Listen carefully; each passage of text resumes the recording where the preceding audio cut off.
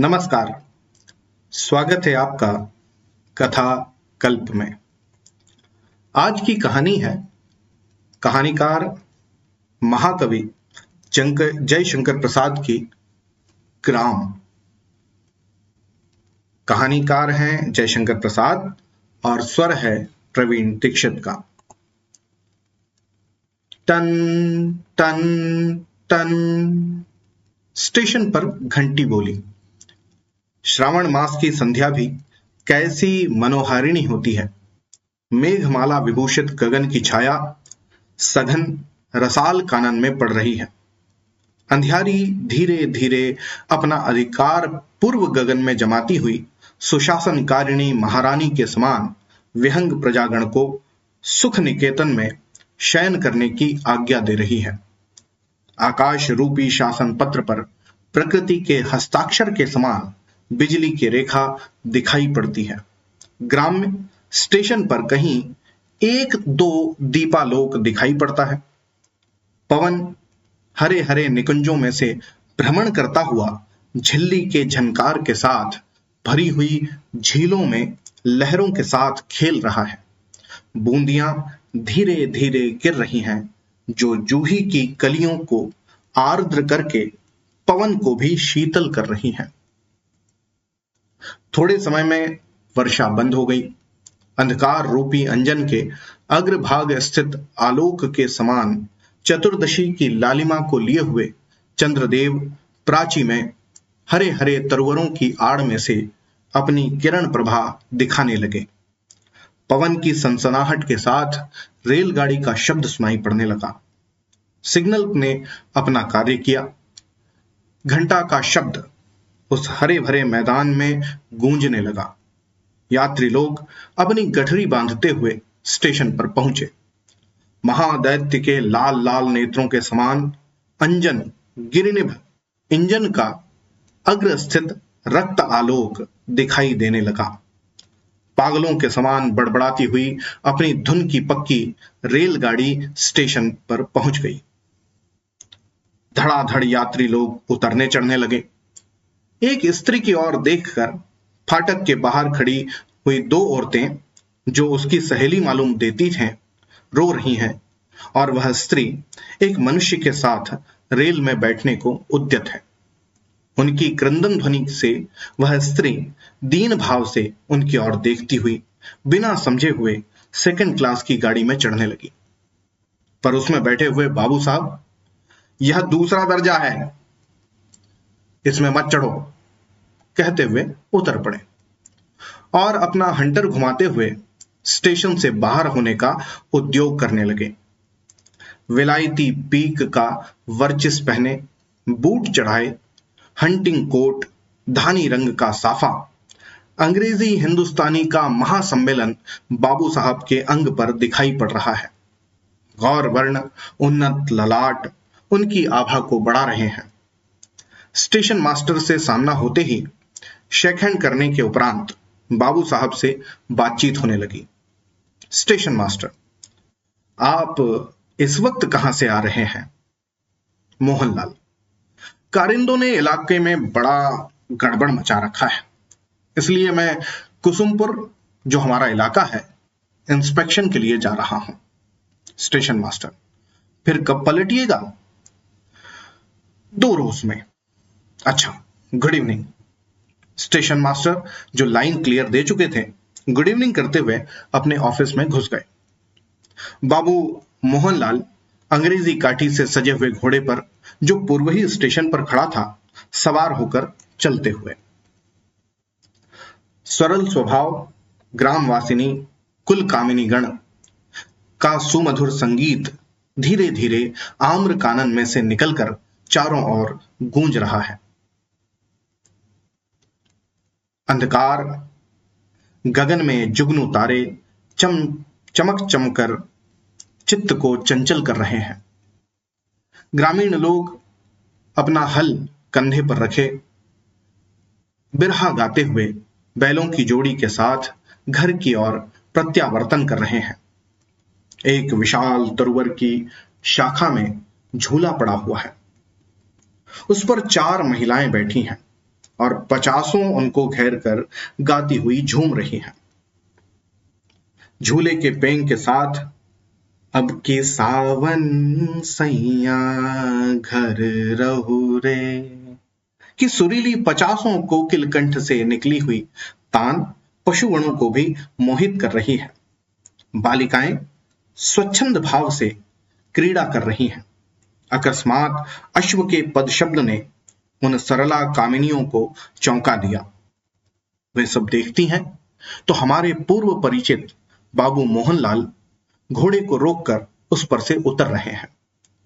वे सब उनका भेष देखकर घबरा गई और आपस में कुछ इंगित करके चुप रह गई। बाबू मोहनलाल ने निस्तब्धता को भंग किया और बोले, भद्रे, यहां से कुसुमपुर कितनी दूर है और किधर से जाना होगा? एक प्रौढ़ा ने सोचा कि भद्रे कोई परिहास शब्द तो नहीं है, पर वह कुछ न कह सकी। केवल एक और दिखाकर बोली, यहां से 1.5 कोस बाए यह पेड़वा जाए।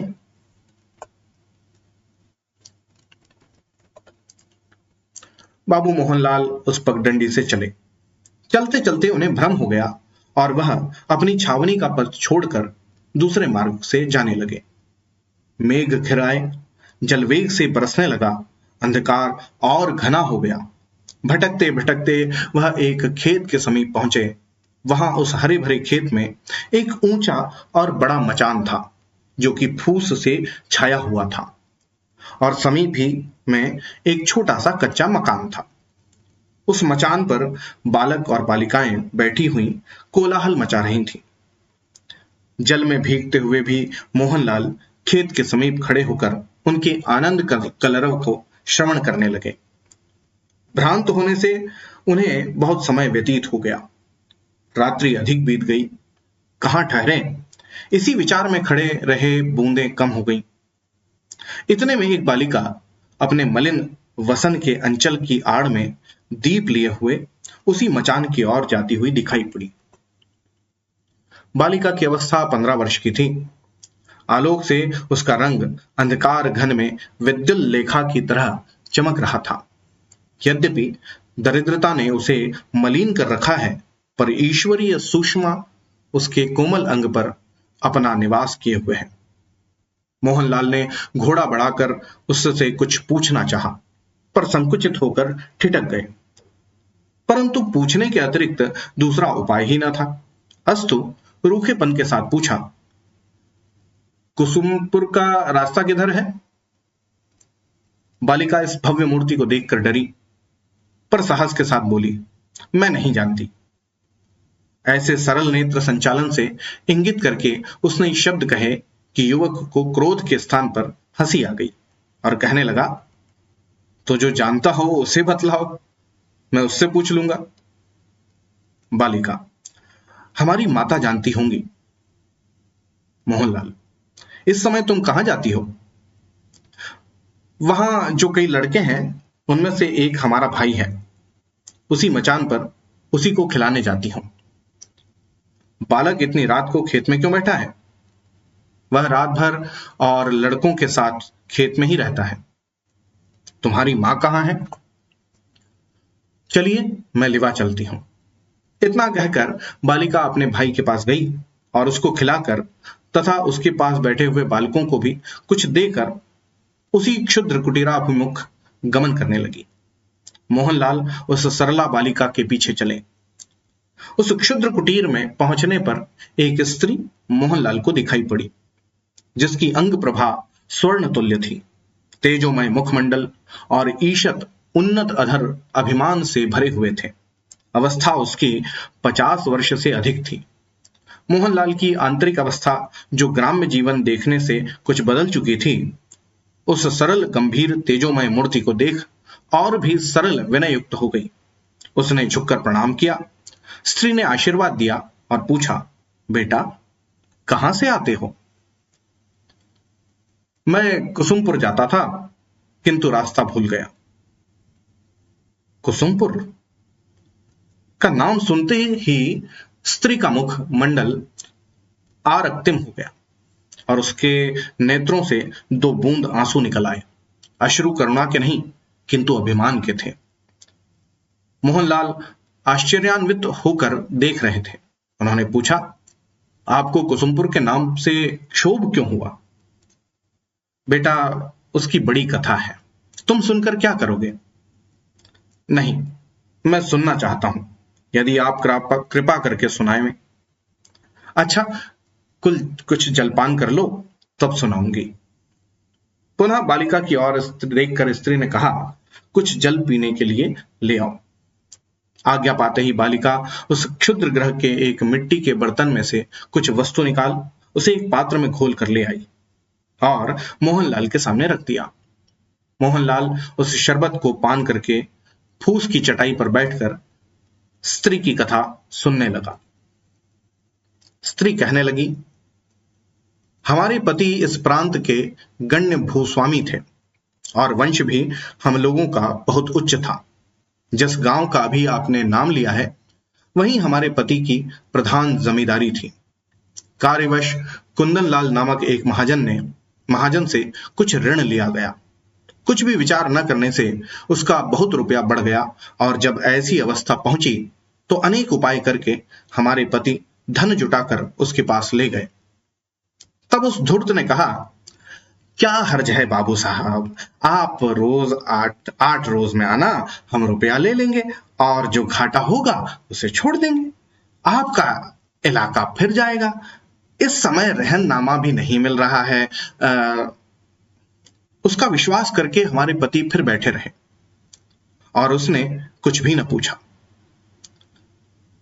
उनकी उदारता के कारण वह संचित धन भी थोड़ा हो गया और उधर उसने दावा करके इलाका जो कि वह ले लेना चाहता था बहुत थोड़े रुपयों में नीलाम करा लिया। फिर हमारे पति के हृदय में उस इलाके के इस भांति निकल जाने के कारण बहुत चोट पहुंची और इसी के से उनकी मृत्यु हो गई। इस दशा के होने के उपरांत हम लोग इस दूसरे गांव में आकर रहने लगे। यहाँ के जमींदार बहुत धर्मात्मा हैं। उन्होंने कुछ सामान्य कर पर यह भूमि का दी है। इसी से अब हमारी जीविका है। इतना कहते कहते स्त्री का गला अभिमान से भर आया और कुछ न कह सकी। स्त्री की कथा सुनकर मोहनलाल को बड़ा दुख हुआ। रात विशेष बीत चुकी थी, अतः रात्रि यापन करके प्रभात में मलिन और पश्चिमगामी चंद्र का अनुसरण करके बताए हुए पथ से वे चले गए। पर उनके मुख पर विषाद और लज्जा ने अधिकार कर लिया था। कारण यह था कि स्त्री की जमींदारी हरण करने वाले तथा उसके प्राण प्रिय प्रति से उसे विच्छेद कराकर इस भांति दुख देने वाले कुंदनलाल मोहनलाल के ही पिता थे। तो ये भी आज की कहानी, बहुत ही छोटी सी कहानी जिसके अंदर अपने आप में भाव का एक रस डूबा हुआ है और कवि की जो कल्पना है, जो उपमा है, उसके तो कहने ही क्या। जब प्रसाद लिख रहे हो तो इतना रस तो आना ही था। तो आपको कैसी लगी आज की कविता कहानी, मुझे जरूर बताइएगा। बहुत बहुत धन्यवाद। होती है अगली कहानी में फिर मुलाकात। तब तक के लिए जय हिंद।